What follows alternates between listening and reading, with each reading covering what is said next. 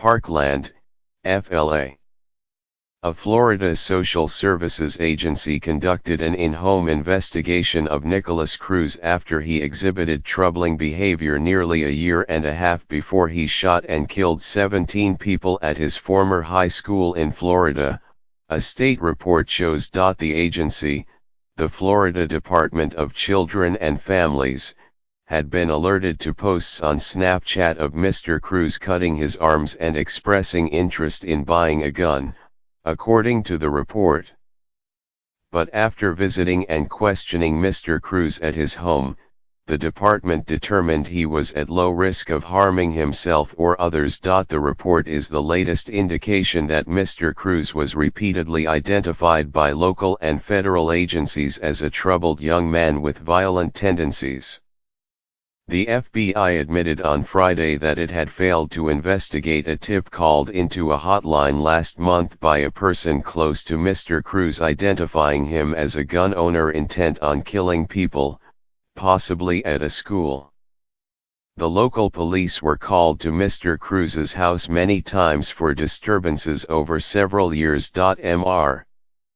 Cruz also worried officials at his former school, Marjorie Stoneman Douglas High in Parkland, FLA, who on at least one occasion alerted a mobile crisis unit to get him emergency counseling, according to the state report. Broward County Public Schools disciplinary records obtained on Saturday by the New York Times show Mr. Cruz had a long history of fights with teachers, and was frequently accused of using profane language with school staff.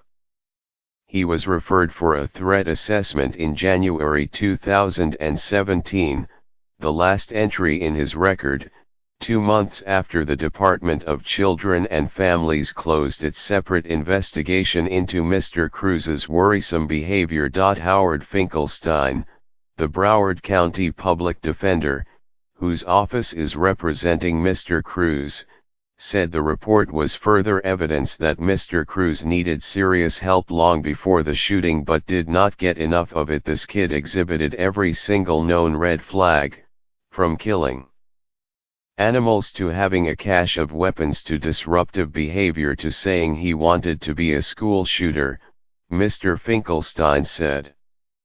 If this isn't a person who should have gotten someone's attention, I don't know who is.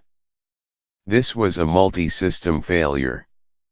The state agency investigated whether Mr. Cruz intended to harm himself in September 2016, when he made the alarming social media posts after an argument with his mother. Mr. Cruz, who had depression, was upset over a breakup with a girlfriend, his mother, Linda Cruz, told investigators. The report does not say who called in the complaint, which was given immediate priority. The report shows that investigators closed the case about 2 months later. The agency determined that the final level of risk is low. An analysis that one of Mr. Cruz's counselors at his school felt was premature because his mother was caring for him, he was enrolled in school and he was receiving counseling. By the time of the shooting, however, Mr. Cruz had lost at least 2 of those elements. His mother was dead, and he had left Stoneman Douglas High School. It is unclear if he was still seeing a counselor. On Wednesday, Mr. Cruz, 19, showed up at Stoneman Douglas and unleashed more than 100 rounds from a semi-automatic AR-15 rifle he purchased last February, 5 months after the state investigation closed. As of Saturday evening, 2 Broward hospitals were still treating 4 patients in fair condition, according to Jennifer Smith, a spokeswoman. The office of Mr. Finkelstein, the public defender, suggested that it had offered prosecutors a guilty plea in exchange for a life sentence without the possibility of parole. Everybody knows he is guilty. What we are saying is, let's put him away for life, Mr. Finkelstein said. We are not saying the death penalty is not justified, we are saying, Let's not put this community through the trauma and pain of a trial, knowing that, 3 years down the road, one juror could keep him from being put to death. In Florida, the death penalty requires a decision by a unanimous jury. Michael J. Satz, the state attorney, said prosecutors would announce their position on the death penalty at the appropriate time. This certainly is the type of case the death penalty was designed for, Mr. Satz said in a statement. This was a highly calculated and premeditated murder of 17 people and the attempted murder of everyone in that school. Mr. Cruz's school disciplinary records show he attended at least 6 schools, including Cross Creek School, a school for students with emotional problems, Dave Thomas Education Center, an alternative high school for at-risk youth, and an adult education center.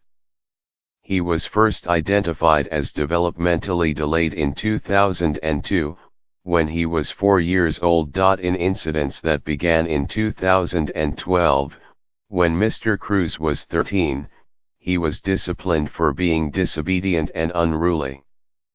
In 2013, the records suggest, he was counseled for making a false 9/11 call. He was suspended several times in the 2016-17 school year, his last year at Stoneman Douglas, and was frequently reported for prolonged and unexplained absences. In September 2016, he was suspended for 2 days for fighting, only to return and get suspended again 9 days after the fight, this time for hurling profane insults. That same month, the Department of Children and Families began its investigation into Mr. Cruz. The investigation, first reported by the Sun-Sentinel of South Florida on Friday, was obtained by the Times on Saturday.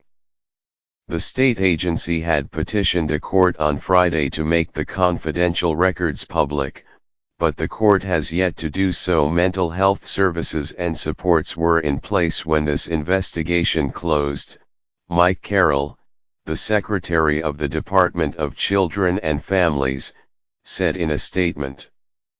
Mr. Cruz was investigated as an adult, and the investigation appeared aimed at determining whether he was being neglected. Agency investigators identified Mr. Cruz, who had turned 18 a few days earlier, as a vulnerable adult due to mental illness.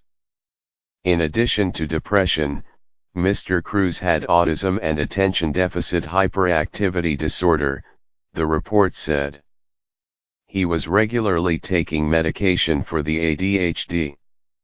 It was unclear whether he was taking anything for the depression, according to the report. After the argument with his mother, an investigator visited the family's home in Parkland, which was clean, clutter-free, and did not present any foul odors.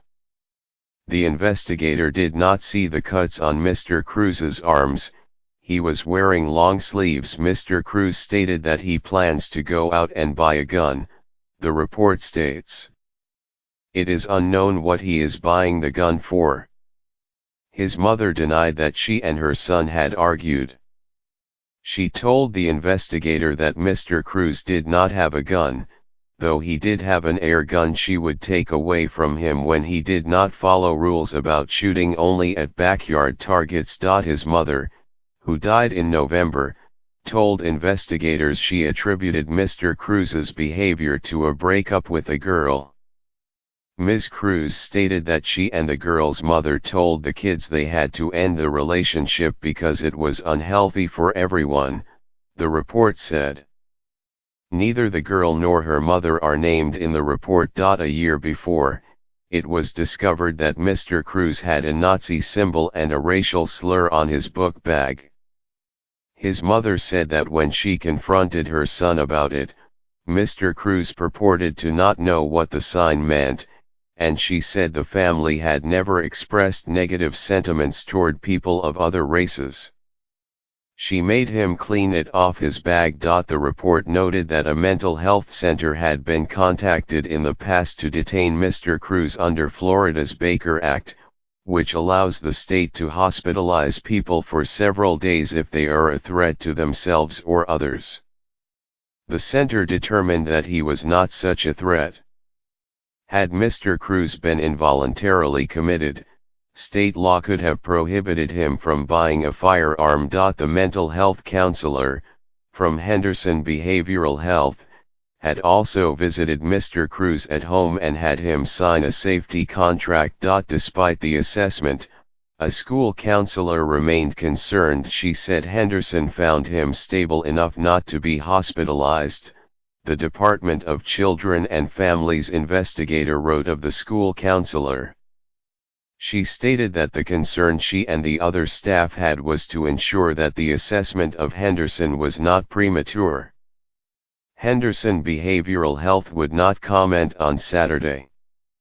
Neither the mental health counselor nor the school counselor could be reached. According to the report, investigators also tried to speak to a school police officer, who declined to cooperate. The Department of Children and Families would have had no way to know if Mr. Cruz's behavior became more erratic after losing his mother because the agency is not automatically notified of a caretaker's death, said George Sheldon, a former department secretary. It's hard to second guess because we don't know everything that the department knew at the time, but clearly this young man was showing serious signs of a mental health disorder, something that does not pop up overnight, said Mr. Sheldon, who left the department in 2011 and now oversees a nonprofit foster care agency in Miami.